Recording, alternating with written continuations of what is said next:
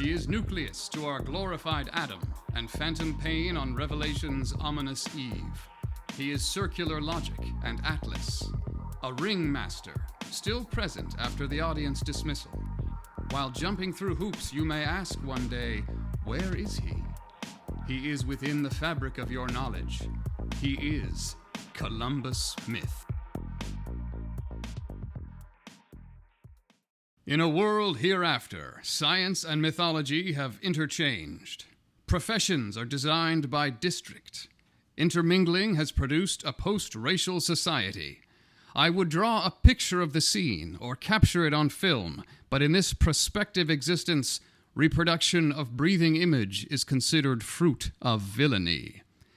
Last, we left you with both Linda and Columbus erased from this world. But now, let us lead you into Linda's past, when she was a senior at Columbus Academy, before she became lion tamer at Kosho. What is it that makes Linda so self-controlled? And what part will she now play in our memories, now that she is gone? Find out today in Scientifically Criminal, Episode 2 of Columbus Myth. I was just itching to get out of Columbus's class. I know. What an honor. Columbus Academy. And I'm complaining? I don't mean to complain, it's just that I'm more ingenious outside of school. When I'm on my own, on a day like today, surrounded by nature that encourages sensibility, my own senses guide me. Outside of Columbus Academy, there isn't an audience to whom I'm required to pander. Even if I'm at home in my room, surrounded by gadgets earned from scouting my own coarse curiosity, I am more astute. And from my own understanding, I'm creative. You see, then I'm the ringmaster of a world all my own. A fact is a fact in my world. And in my world, a simple fact is a fact, and it does not need to be skewed or adjusted to appeal to the public. In class, we learn the art of appealing to the public district. Appealing to the public district is what separates the educated from the uneducated, the rich from the poor, the respected from the shamed. Those who perform well enough in school, as I have, aspire to enter such a council as Columbus Academy.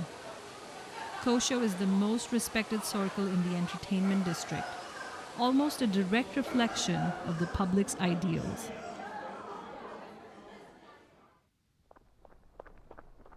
I was raised in the private district, but ended up at Kosho by accident. I'm an orphan, as most folks are here at the circus.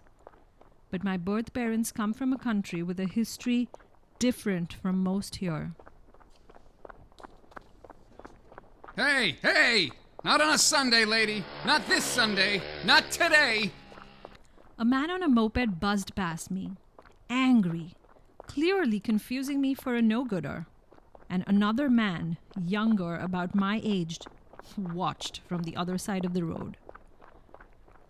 After Columbus's class, I had come out to the public for recreation.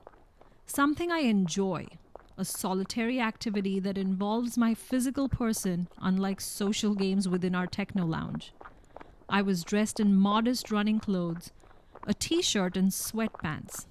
Nothing revealing at all. But he acted like I was flashing the street. Hey!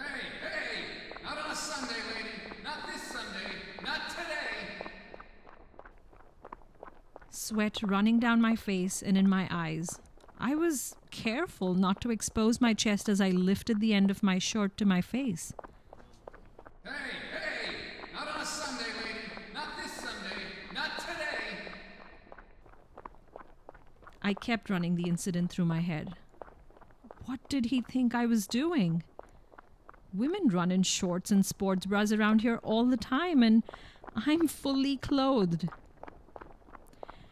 Yeah, I did not have on my wig, so my straight hair was showing, but I was jogging.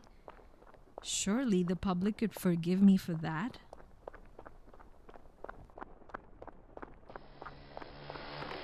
He drove away.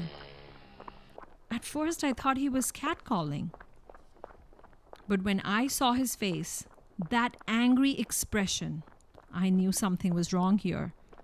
And this Easter Sunday must have given him confidence for scrupulous discernment. I knew how he saw me. I am scientifically criminal.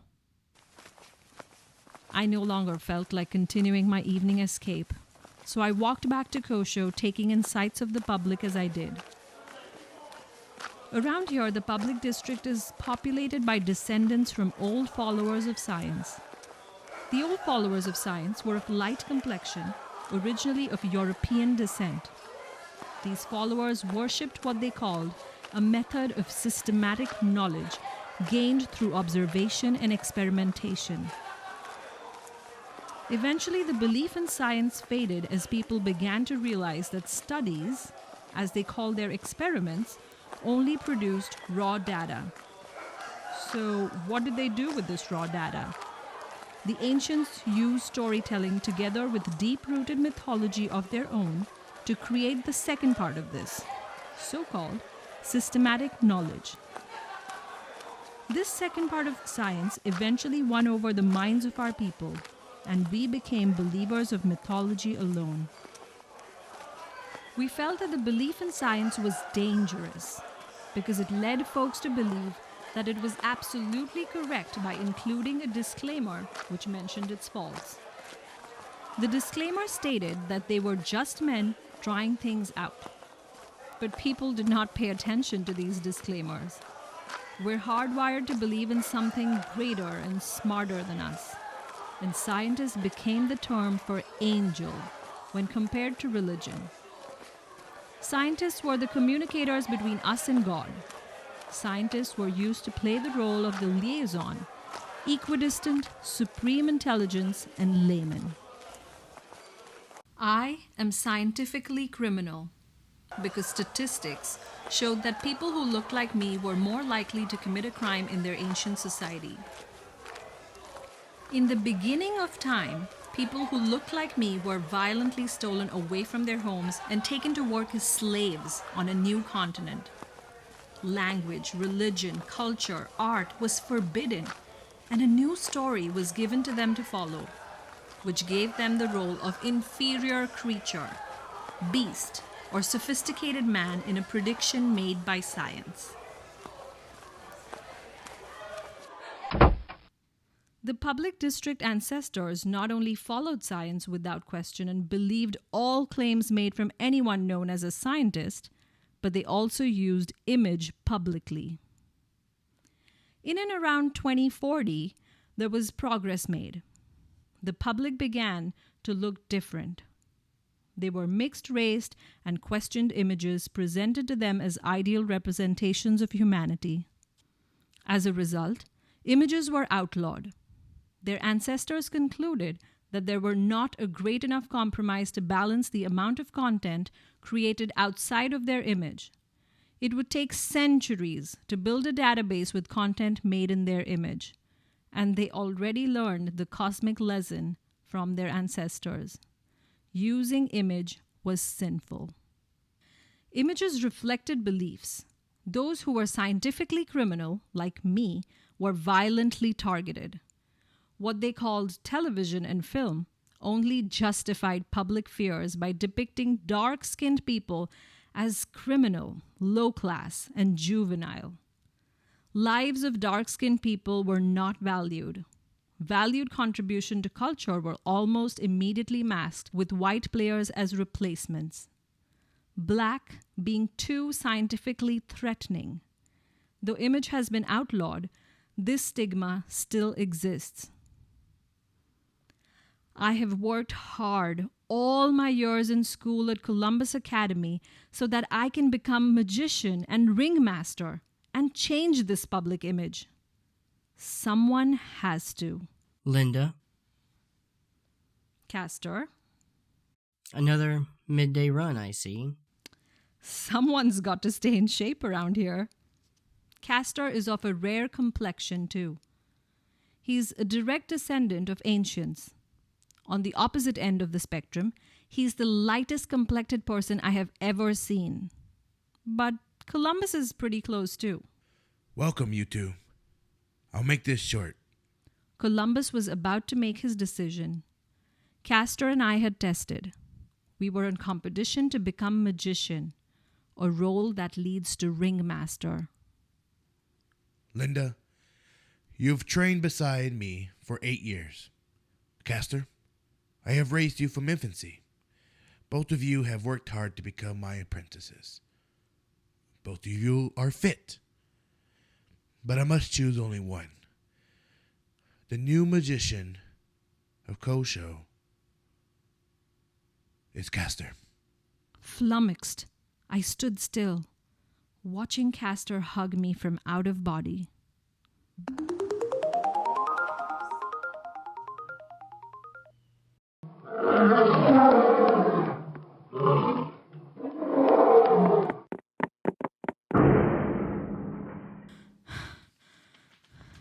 Are you okay?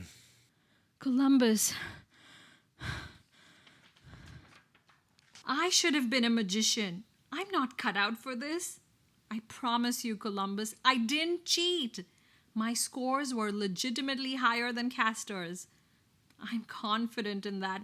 Please, I can't take this punishment. I didn't do anything wrong. Linda, you do remind me of myself. Then why didn't you make me your apprentice?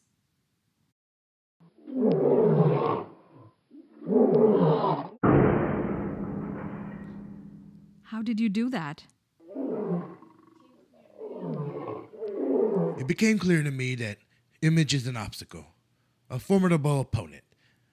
The genius who holds the cure for cancer is discouraged from sharing if she doesn't look the part. Though a fool who is made in the image of God can rule the world. So what are you saying? It became clear to me that Image is in fact everything. So what do you do to conquer this hurdle? What?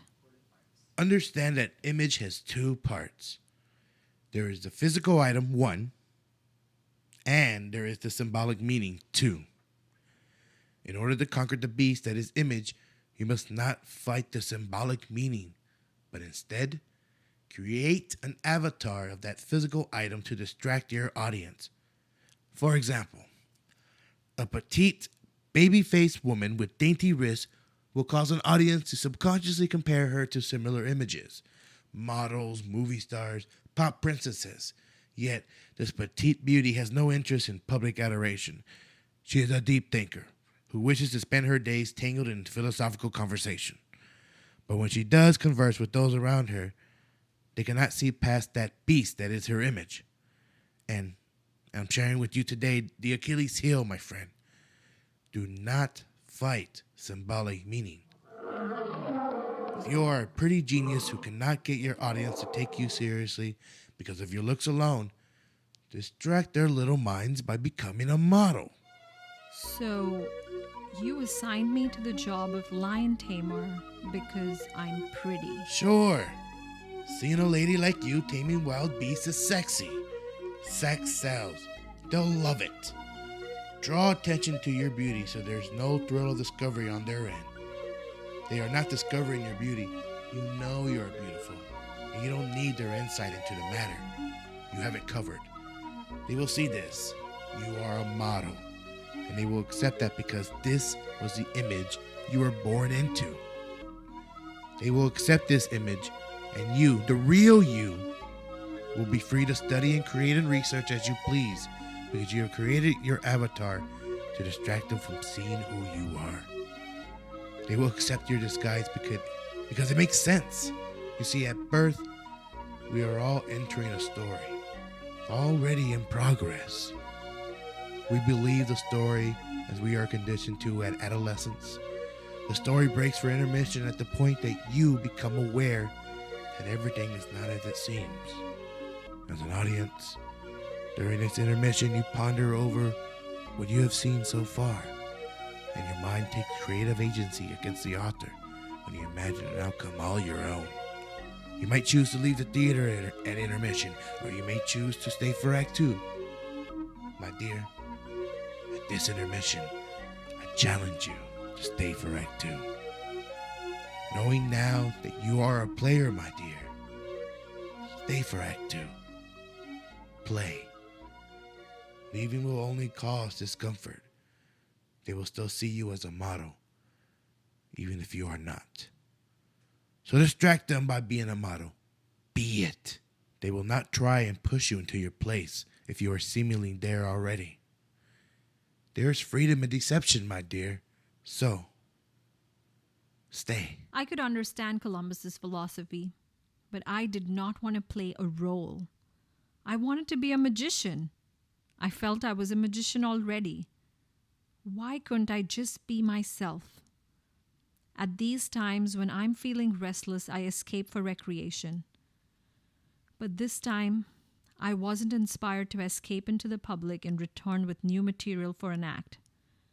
What act was I planning for now?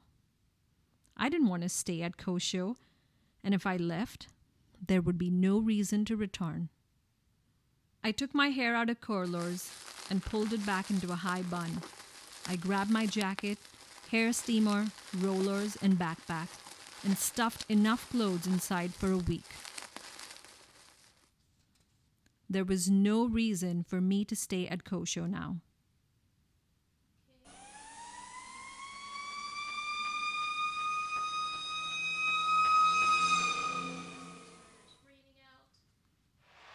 I didn't need rescuing. I saw you here before. Oh, sometimes I'm from around here, but I live in Kosho. You're from the private district? I live there, but I'm relocating. Relocating. Okay. You're not running from anything. I'm relocating. The private doesn't work for me anymore. Why's that? I don't mean to be in your business. Paul was of a typical complexion for the public. A middle brown tone somewhere between my complexion and Castor's. It wasn't an easy decision to make. I'm kind of feared out here in the public. Like you saw that man completely misunderstand the action of wiping sweat off my face. I know that out here my actions are automatically suspicious and anything I do is thought of as sinful. I know I'm seen as bad out here. So you're telling me the private district is worse than that? It is worse. Because it's my home. And they know who I am, but I still have to change in order to meet standards of folks I've never met. If I must live that way, I'd rather do it in a place where no one knows me. You know? I had to leave. What do you mean you have to change? You won't understand. Where are you going? Stay. It's dangerous out there. For anyone. I took my hair out of a bun and threw my backpack along his wall. I collapsed on the floor next to my bag and laid my head on it. I have an extra pillow. Thank you. What did you do at Kosho? I was an acrobat, like we all are before post-high school. Have you graduated?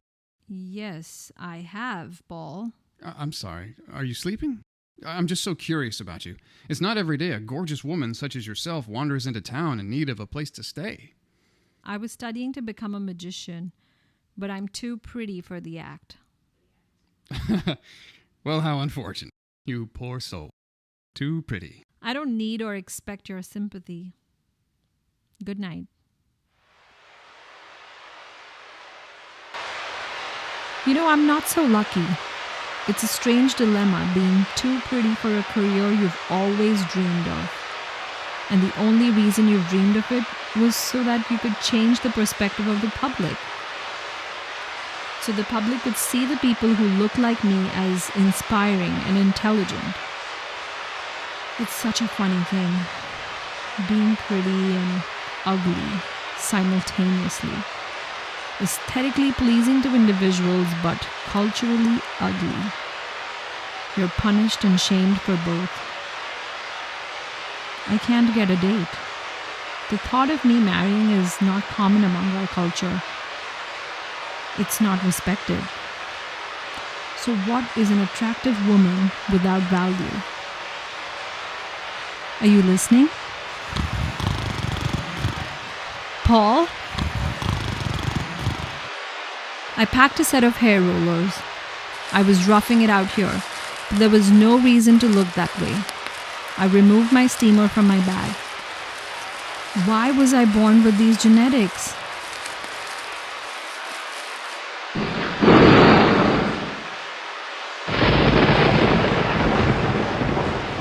I steam my hair for morning as usual.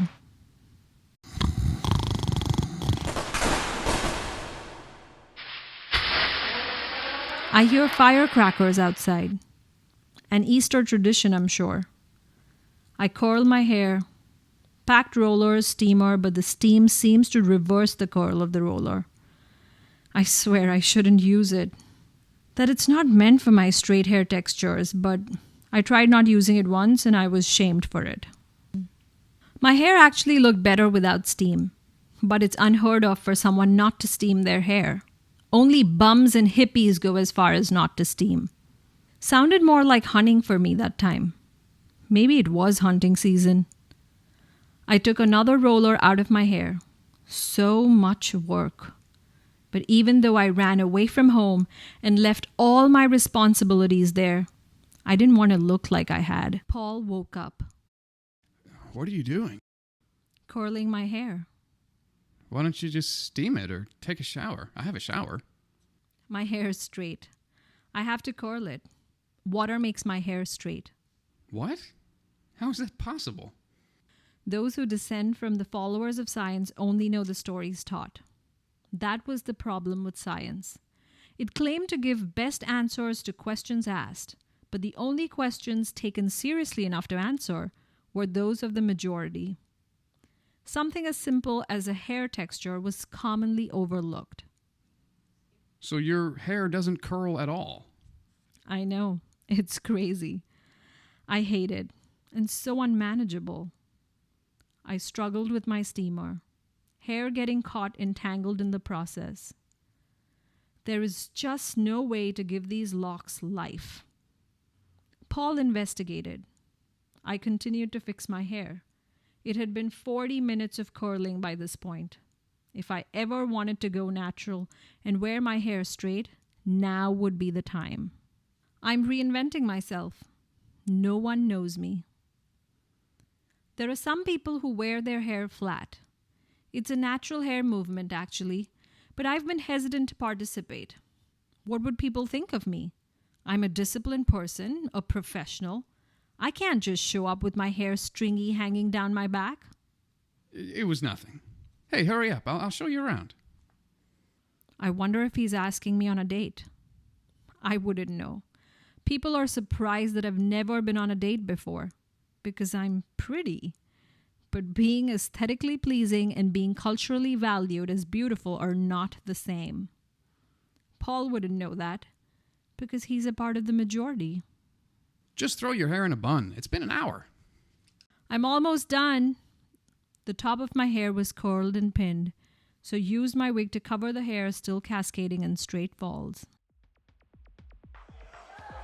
He decided to take me to a play in a part of the private district where I had never been.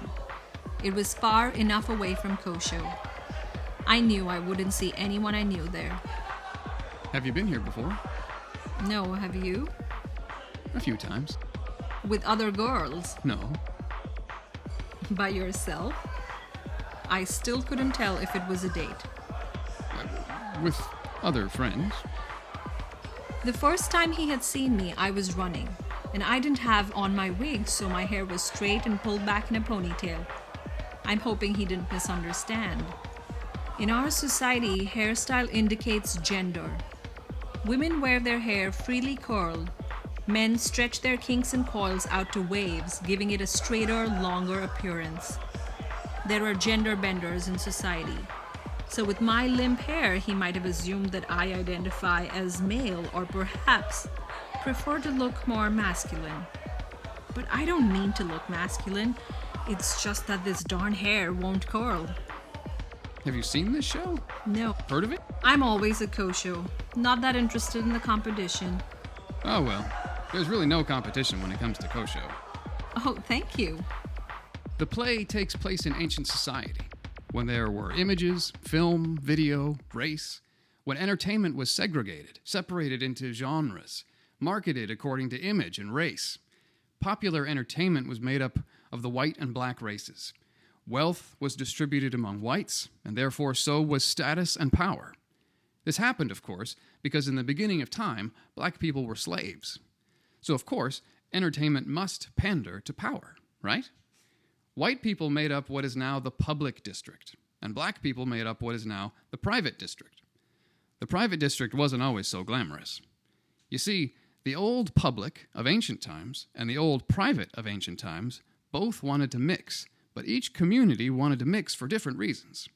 The white public thought that mixing would create harmony and a post-racial society. The black private thought mixing would make their performers more appealing to the private, thus pulling them out of poverty. Both achieved what they wanted. So now there are two mixed-race communities, with people who look the same but come from different ends, thus creating two different cultures. The public district is optimistic and a little naive and spoiled. The private district is full of realists who know that it takes careful planning and some manipulation to achieve peace and progress. He sure was buttering me up with praise by suggesting that the private district was full of hard workers. My efforts had gone unrewarded by Columbus. You're smarter than I thought. And you're cheeky when you want to be. Paul went on to explain the play before they drew the curtain for the first act. He explained the whole plot and that it was based on true events that happened in ancient times. That an innocent black child was killed because he was wearing a do-rag, and the symbol was misunderstood by a white police officer. He was just wearing it to set his curls in a time when straight hair was considered normal. I could relate to the misunderstanding. I wondered if Paul could see from my obvious efforts to keep my hair curly that I'm feminine and that I'm interested. There have been unfortunate circumstances today, too. Just last week, someone with straight hair, like you, wore her hair in what is known as a ponytail. They call it a ponytail because it makes their heads look like the back end of a horse. It's distasteful, I agree. But this is no reason to kill someone. The shooter said he was afraid because the girl was wearing a ponytail, so she looked like a thug. He was so talkative, so informative, an entertainer at nature. How could he have come from the public? No, he was surely one of us.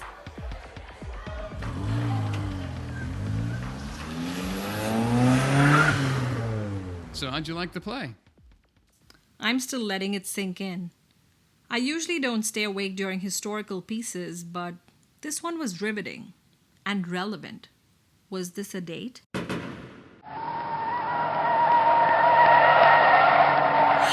my God, what was that? Stay here. I told you to stay in the car. Oh my God! That night, I had Paul take me back to the private. I couldn't stay in the public any longer. I would have to pander to the public by living at Kosho and working as a lion tamer. But at least at Kosho, I was safe. At least at Kosho, I could go between shows with my hair straight, natural, and drawn out of my face in a ponytail, without someone thinking of me as a thug. Society sees them and their hairstyles as threatening. The ponytail is a symbol for their behavior. This group of people ended up capitalizing on the concept. They acted the part that society wanted them to play in exchange for anything that would improve their economic status. So the ponytail became a symbol for crime and the gang life. Paul rattled off his facts as he drove me home. There was a time when I couldn't wear my hair in a ponytail without fearing that some vigilante would stalk me on my walk home and attack. Everyone would reward him, taking one look at the ponytail on my corpse. Just as we saw on the unfortunate victim on our way from the play. I had to keep my hair curly for my safety. There's more acceptance now. Some people even straighten their hair and wear ponytails. But the way they act when they do, it's embarrassing. They wear handcuffs as jewelry, and I wish they understood that my hair isn't a symbol, that my hair is naturally straight, and that pulling it back is just an efficient way of keeping it out of my face. But who am I? I can't go around explaining this to everyone. I just have to keep curling. And I had to go back home to Kosho. I understand. Though I don't fully believe Kosho is innocent in all this. I understand, and I know you feel comfortable there. Don't change too much. You have a fan out here who likes you the way you are.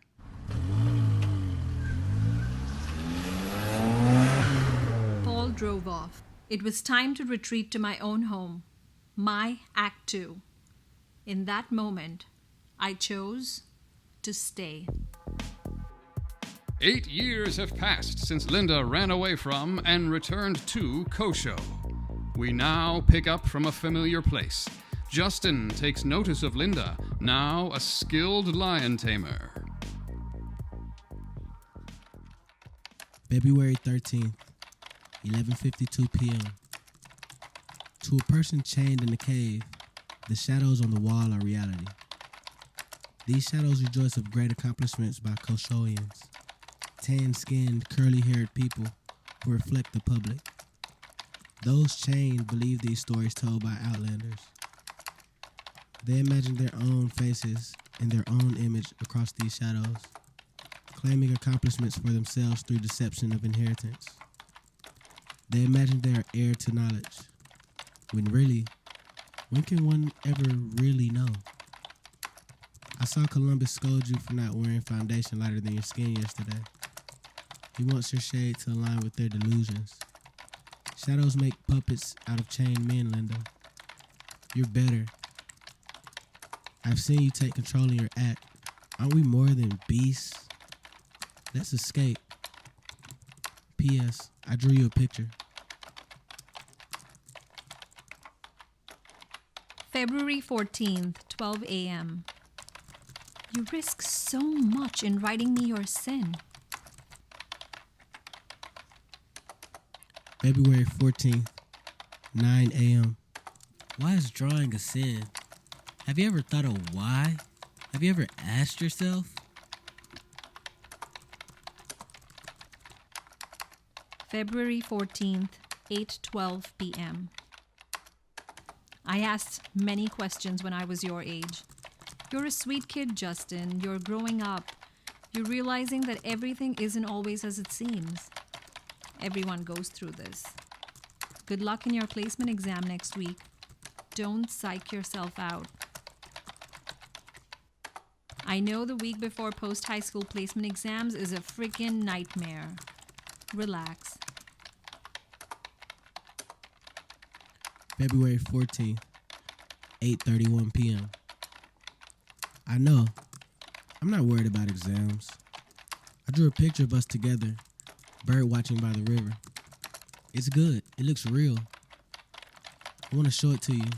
Think about it. You can keep it with you when we're not together. When you're afraid of losing control of a new lion or of your image as perfection personified, just think of me. Like I told you before, I drew you in complete control of the birds, fish, turtles. Like you have a superpower. And I'm sitting on a tree branch from above, perfecting my tightrope and watching over you. Oh, Justin.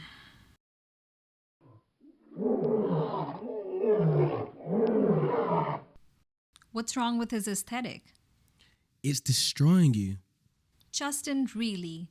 Do I look damaged? I heard him plotting to bleach your skin and bring back ancient technology that'll project that image to every living room. Relax. You've been studying too hard. Get yourself a good night's rest. Don't need to. I've been expelled. Impossible. You're serious. The picture I drew you. Justin, I'm sorry. Columbus must have seen it on my vanity during rehearsal. I know. He didn't say a word. You're loyal, his most obedient. Columbus knew you hadn't betrayed your oath. You've wanted to graduate to post-high performance level since you were tiny. You've dreamed of walking the tightrope for as long as I can remember. And you're so good at it. It was my choice to draw. What are you going to do? The same thing I was expelled for. Can you believe it? Doesn't make sense. Unless you think of it like this. I've fallen. I'm damned to draw forever now for his aesthetic. Justin, I don't understand. Or maybe I have to go. Meet you back here around showtime? Okay, You will? I'll see you later. She stood at her mirror removing her makeup. Come in. You, amazed as always. I wanted to show you something. Sit down. Well, I have it on my tablet, and I can connect it to yours. It's an application. I created an intranet that we can use ourselves and anyone else who wants to join. Okay. Take a look. These are pictures. It's okay. It's actually a design, a representation of your dressing room, see? Wow. And here's your stage entrance. It's all of Kosho. It's a representation of Kosho, all on one tablet. And this is a representation of you. I'm not in my stage makeup. No, you're not. And you don't need to be. Look. Who are these people? Anyone in the public with your likeness. So far, this is super underground. Super illegal. All these people. Justin, what have you done? Everyone's safe. I wanted to show you that you're not alone. This is so strange. It feels just like cheating. Why? You don't understand. Break it down for me. I'm a good listener. I know I'm pretty. I don't apply my makeup because I think I'm not pretty. Justin, pretty is my flaw. You, just as everyone else, can't see who I am. You can't see what I think. I took that placement exam and scored higher than Castor. I was accused of cheating.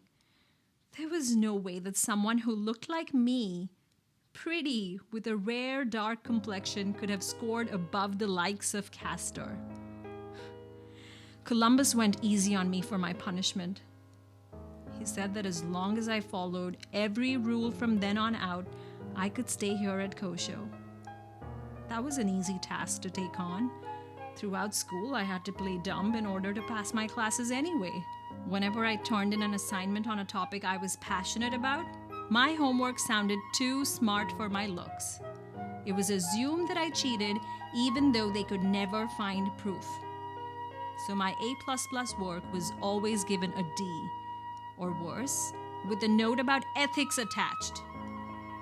So I learned that if I cared less, worked less, dumbed down my responses, they would give me A's and B's. I'm lightening my skin because this is what they want to see from me. This is my A work. To be myself is over the top, unethical, so good that it must be a trick and therefore a failure. Do you understand, Justin? She grabbed her towel to continue to wipe her makeup from below her eyes, a distraction from her rare release of emotion. Thank you. I didn't mean to seem ungrateful. You put so much work into that app. I'm sorry. I'll check it out later, but I'm tired.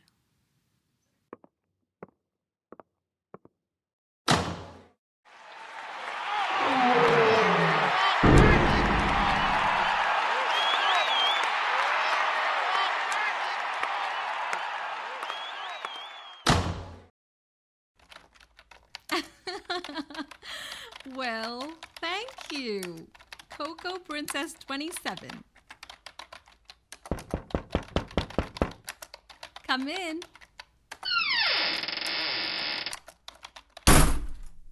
Good evening, sir.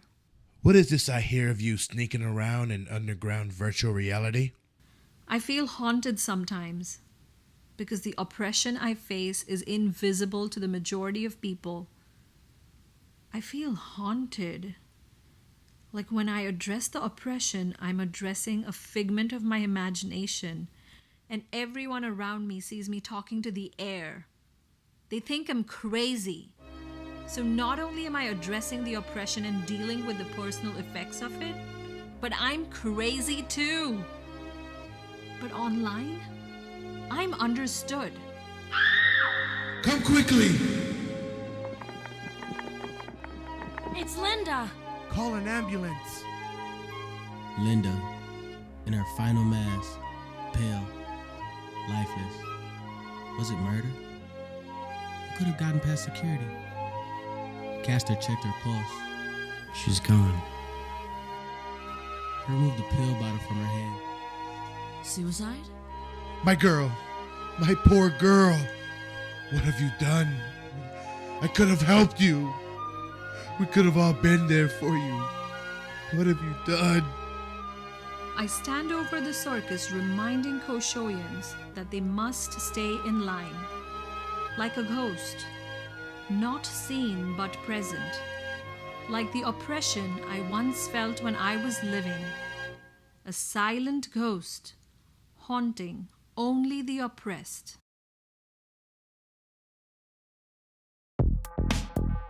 Linda, now erased from this world, lingers over Kosho both in statue and in spirit.